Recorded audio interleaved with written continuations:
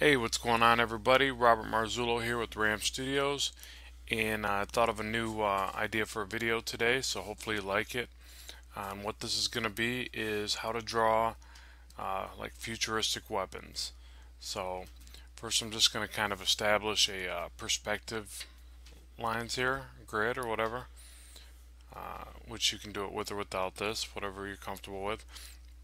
And all I'm going to do basically to give me some range of where the weapon is going to be is I'm just going to draw, like a box here.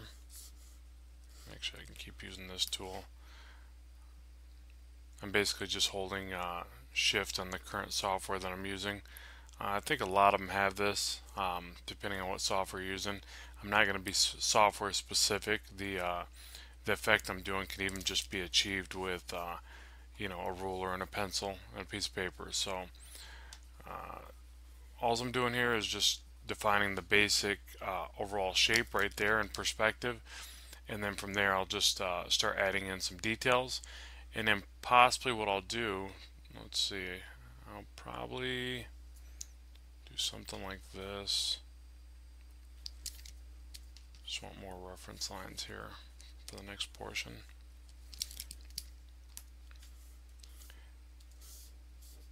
Alright, that's good. And then now what I'll do is convert this to blue line. If you're using a light table, you would just grab your next sheet of paper and flip it over top. And then I'll start sketching on this layer. And what I'll usually do, these are, I do more science fiction kind of stuff. So this basically is just a box shape. You don't want to stick to that shape too much, or obviously your gun's going to look a little too boxy, and that's not going to look very high tech. So what you do is just kind of grab certain areas that you want to be straight. I'll see right here I purposely lowered this portion from here, so I like stage it down. Now maybe give this a rounded front end like I'm talking about a car, but same idea. And you could use the same concept to draw yourself a cool car or future car or whatever. Opening there, define my rounded front end as I called it, and maybe another little dip down, and then this is where we'll have the blast point, or the focal point of the gun.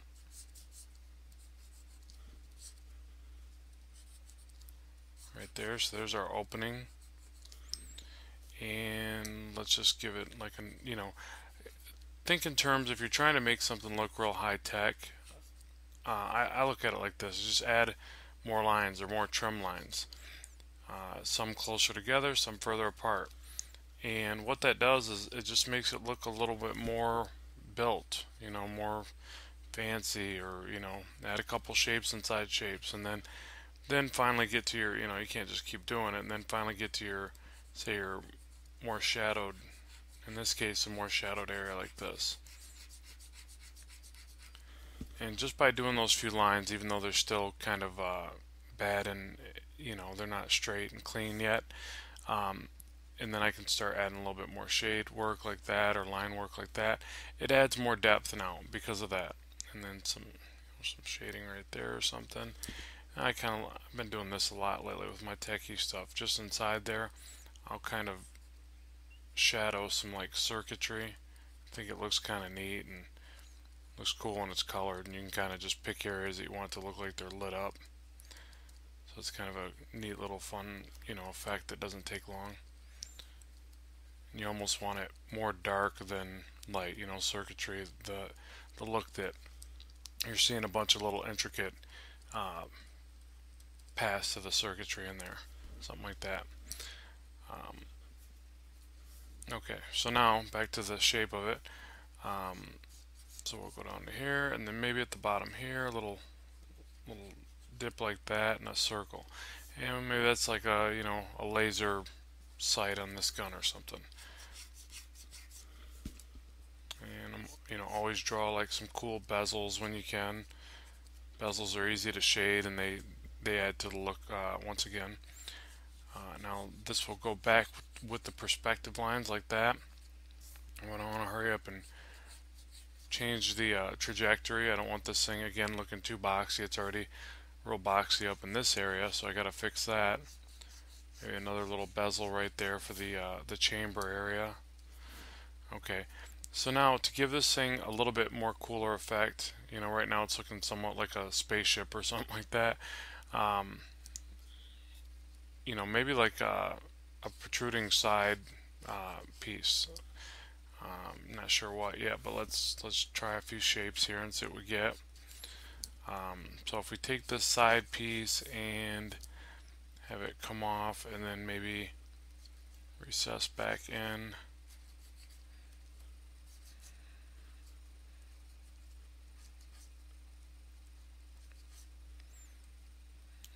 Maybe some vent lines or something.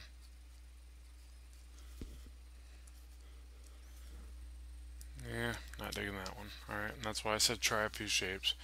Oftentimes parts like this will stump me. So another way to do this too, since it is looking a little too boxy there, and in my mind's eye is probably stuck with that, you can basically just round out your form by bringing some other lines this way, you know, maybe out and down like this.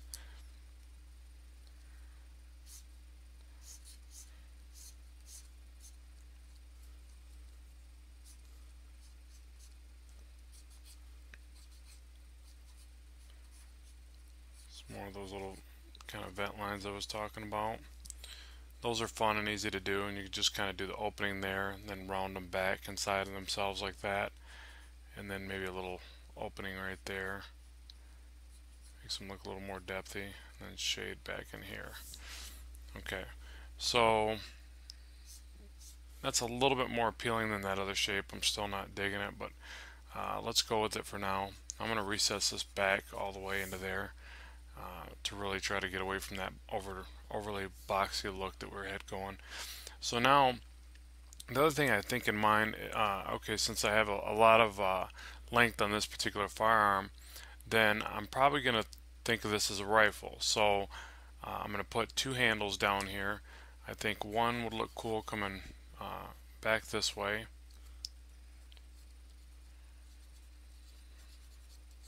Like that, something like that. And the other, I think, would be more of a forward or just a straight down grip.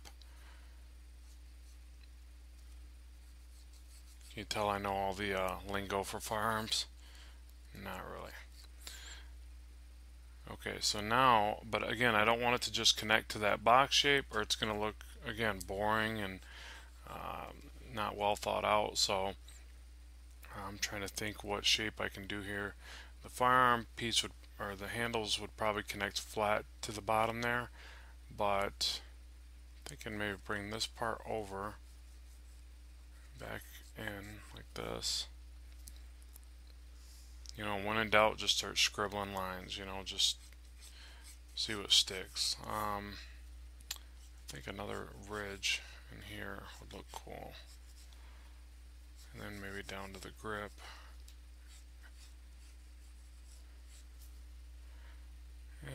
Not bad. Not great, but not bad. Okay, so as I keep trying to define this shape more, adding a little bit of shading and shadowing here and there.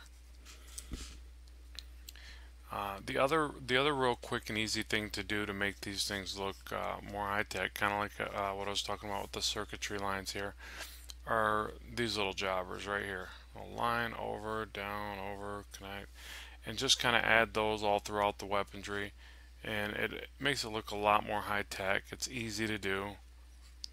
You know, you can pretty much throw them anywhere. You don't have to, you know, every now and then I'll do something like that where there's a bit of symmetry to it, but not much.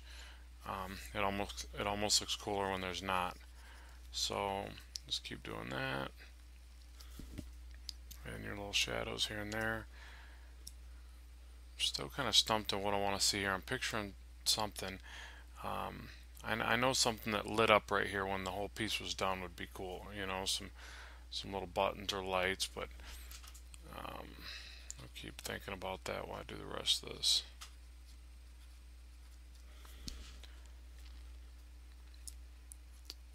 And the other thing to not forget whenever you're doing weaponry, unless of course you don't want a really shiny weapon, which most of them tend to be, which is kind of silly. It's kind of an oxymoron why you would have a shiny weapon. In most cases I would think you wouldn't want people to see the weapon until it's too late, but you know, in comics they're always really glossy and shiny and there's sparkles coming off it and lights and, you know, whatever. Not the most functional weapon, but you know, people like it.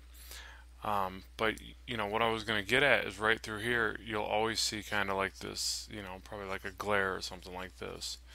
You kind of draw these wavy, I call them Coca-Cola lines. You just kind of picture the Coca-Cola swirl, and you can pretty much, you know, mimic that look all the way through the firearm here, and you get like this, you know, kind of like it's shiny and there's a glare, and it's actually supposed to be the reflection of a horizon line into the, you know, into the reflective surface. So and actually I don't like running it straight down like that. That made it look more boring. Maybe take it and have it disappear into this portion, and maybe not even reappear, but maybe back here or something higher on the weapon. Yeah, that's a little better. And just little things like that, you know, that add a little bit more detail to it. And you know, like maybe this handle grip here is got some segments to it, and it's made out of a different material, so you shade it differently or darker, like that. A couple lines there. And little things like that help it to start coming together. You know, you want in any objects that you do, you want multiple surface types. If you do the shading the entirely the same texture-wise or throughout the entire design, it's going to look very boring and very weak as far as an illustration goes. But if you give it different surfaces, different shadings, and in the right areas, it's going to look very textured and, again, more well thought out. You know, like even these weave patterns, they're real easy to do. You just add this little shading in the corners like that, and it kind of looks like more like a not a carbon fiber, but you know, like a handle to a weapon would look with some grip texture pattern. And I probably did that a little bit too big. These should be finer. But there's no real right or wrong way to do that portion. But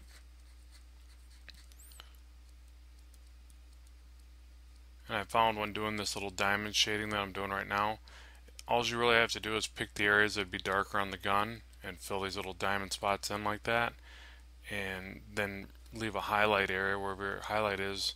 Don't put them in, and then go a little bit darker on the shadow side, and you know, it starts coming together. That's a pretty easy technique right there also. Alright, I still can't figure out what I want to do here, so I'm just going to go basic with it. I'm going to take this line, it's coming from that, actually, you know what, I'm going to make that line come down and shift.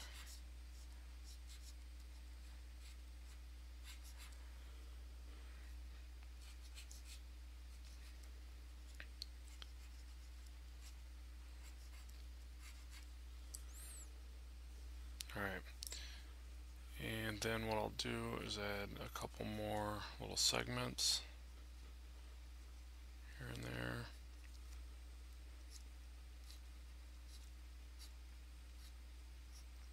Maybe those will light up like, you know, some buttons or something like that. And then when it connects back to here, have it where it smooths, kind of does the smoothing.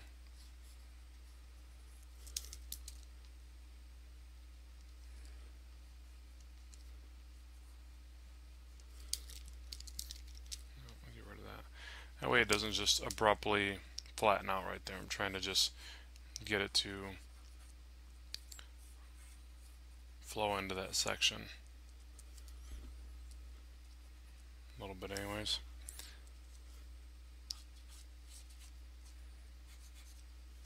Now one last thing that we can add to this and make it look a little bit more techy, because it does still look kind of boring to me, is some wires.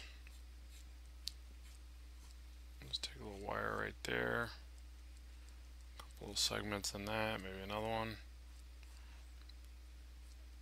Wires are real easy to do, and they add just another level of thought process into the design, and in my opinion, functionality to a weapon. I mean, don't get me wrong, you don't want them everywhere and cluttering up the design, but you know, say this is some kind of plasma rifle, whatever. I'm sure there'd be a couple little exposed wires. You know, it makes it kind of cool too for the concept of, you know, if somebody shoots that part of the gun, the gun's disabled. You know, it's always good to think of things that make it a touch more realistic when you're doing your actual storytelling. So, yeah, realistic and science fiction. Sorry, that's another little contradiction. All right, some more shading. Again, more of these little techie lines that you can just kind of randomly throw in everywhere, like that.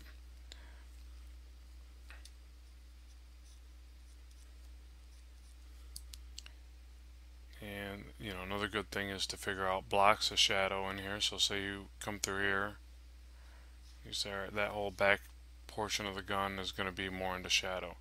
And you can do that with line work, or maybe start with a solid like this, and then break it off into a little bit of line work.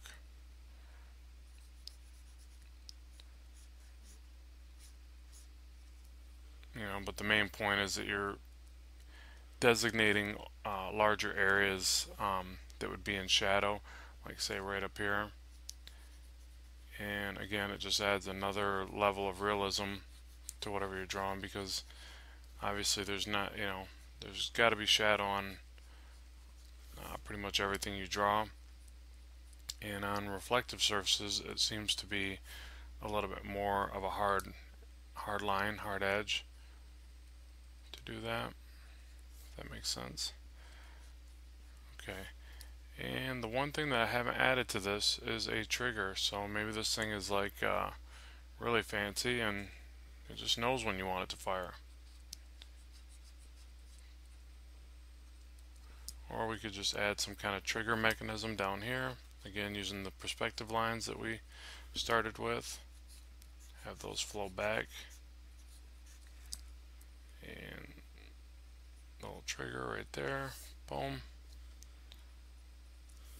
Bada bing, bada boom. And then, like I said, in most comics, you're going to have the ever famous glare on the shiny gun.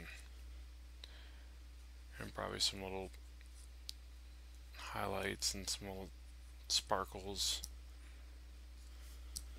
Alright, so there we go. So there's my fancy gun.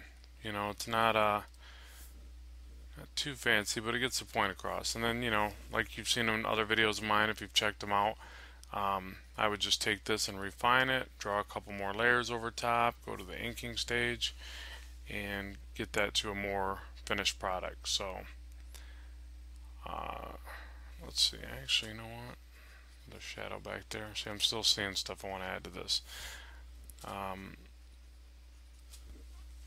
You know what, let's do that. I'll go ahead and time lapse this now, ink it, that way you can see kind of, you know, a more finished rendering of this, and we'll see what you think. So let's go ahead and do that now.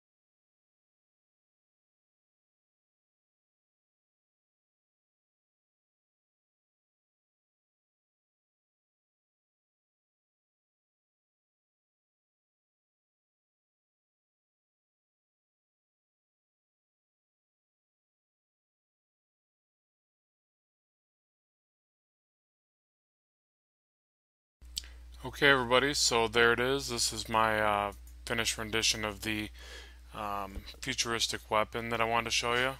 So hopefully you've seen the process there and how I, started off with my sketch lines, my perspective lines, and just kind of kept tweaking it and adding it till I got to something that I felt looked like something futuristic and modern, but still, fun and cartoony, where it could be in a comic book.